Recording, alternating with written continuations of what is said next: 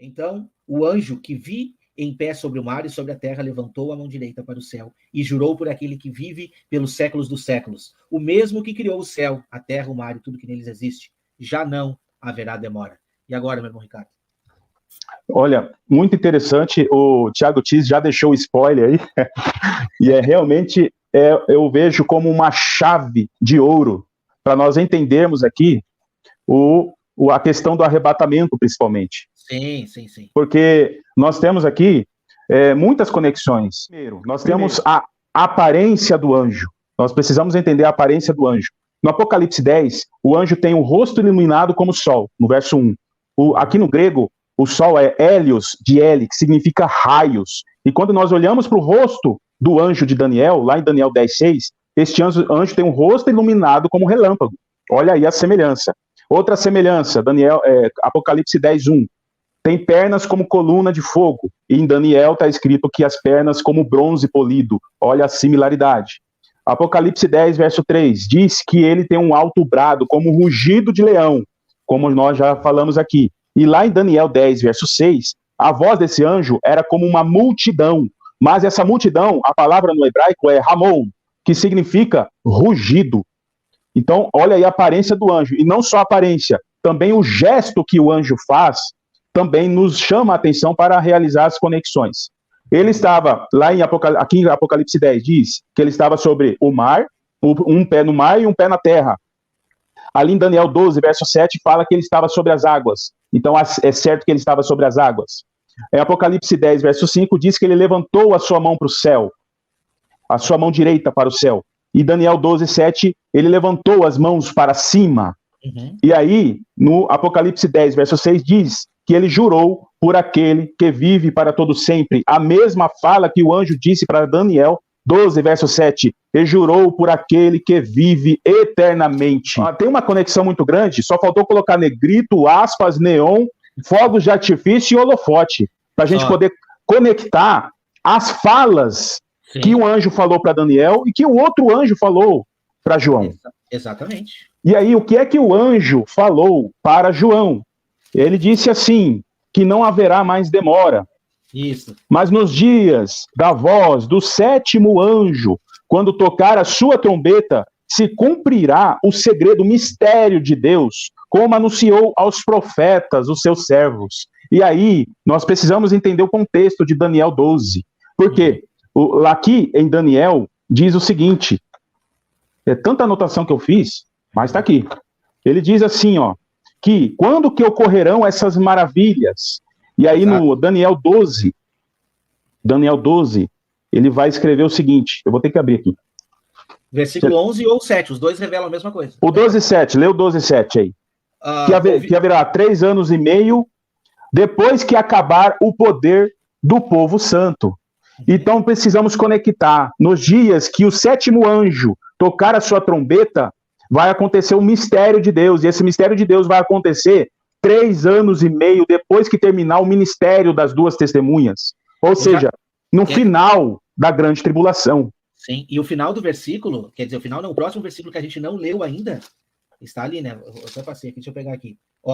Nos dias da voz do sétimo anjo, quando ele estiver para tocar a trombeta, cumprir-se-á, então, o mistério de Deus, segundo ele anunciou aos seus servos, os profetas. Que mistério é esse, irmão Ricardo? Eu posso responder aqui, a gente vai ver outros versos que eu também trouxe. Tragada foi a morte pela vitória. Esse é o mistério. Esse é o mistério. A gente vai ver o apóstolo Paulo revelando em inúmeros versos sobre esse mistério, que será oriundo depois do quê?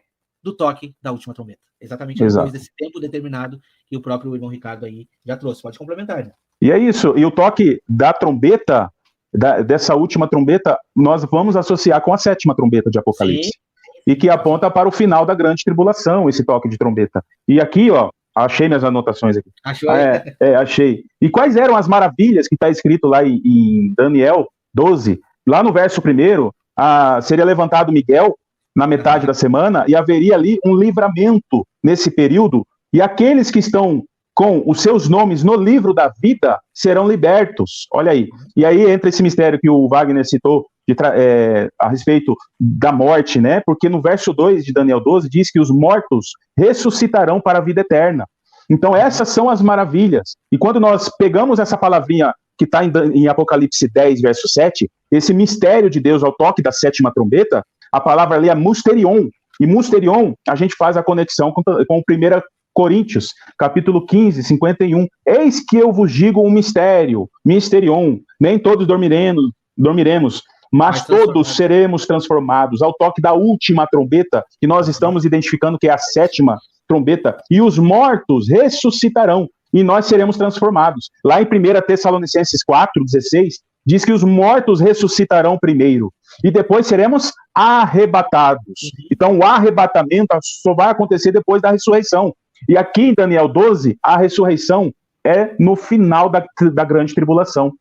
Então é isso, é uma chave de ouro que o Senhor está deixando para nós aqui. E não só aqui nessas passagens, mas quando nós olhamos em Isaías, e Isaías 26 diz, povo meu, 26, 20, esconde-te só por um momento, até que passe a minha ira. Olha aí. Olha só.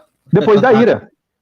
E aí diz assim, o Senhor castigará os moradores da terra por causa da iniquidade. E continuando a leitura, no capítulo 27, verso 6, diz assim, ó, dias virão que Israel florescerá e dará os seus frutos. Naquele dia, o Senhor debulhará seus cereais, e vós, ó filhos, serão colhidos um a um. Tocará uma grande trombeta. Olha aí.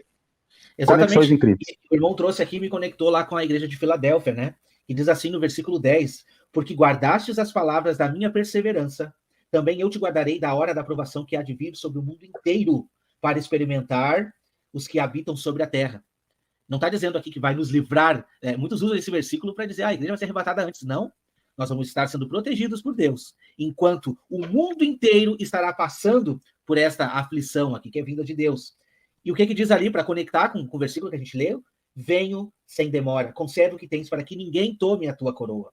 Entende? E ao vencedor falou, ei, coluna no santuário do meu Deus, e daí jamais sairá. Gravarei também sobre ele o nome do meu Deus, o nome da cidade do meu Deus. E quando a gente dá uma sequência um pouquinho mais, que a gente vai estudar no próximo capítulo, versículo 1 e 2 de Apocalipse 11, o que nos diz lá, irmão Ricardo? Está sendo medido esse santuário de Deus. Vamos ver quem são os adoradores, né? A parte interna desse santuário. Ninguém vai virar uma coluna literal, mas nós somos como alicerce, nós somos como essas pedras vivas, né? A gente vai crescendo para uma cidade espiritual, e é isso que o texto está nos trazendo. O irmão Ricardo praticamente leu todos os versículos que eu trouxe, mas a gente vai lá, mesmo como a gente está conectado, estudando, mesmo sem se falar, né, irmão? Mas eu separei aqui alguma coisinha também, para falar a respeito desse versículo 7 de Apocalipse 10 ali, né? Nos dias da voz do sétimo anjo, quando ele estiver para tocar a trombeta, cumprir-se-á, então, o mistério de Deus, segundo ele anunciou aos seus servos, os profetas. A gente já viu um pouco sobre esses mistérios. Um dos versículos o próprio irmão Ricardo já leu aí. A gente vai ler também Apocalipse 11, 15. Depois que passar essa grande perseguição às duas testemunhas, e o que vai mostrar ali? O que vai mostrar ali? O sétimo anjo tocou a trombeta, e houve no céu grande voz dizendo, o reino do mundo se tornou do nosso Senhor e do seu Cristo. Ele reinará pelos séculos dos séculos. E os 24 anciões que se encontram sentados no seu trono diante de Deus prostraram-se sobre o seu rosto e adoraram a Deus.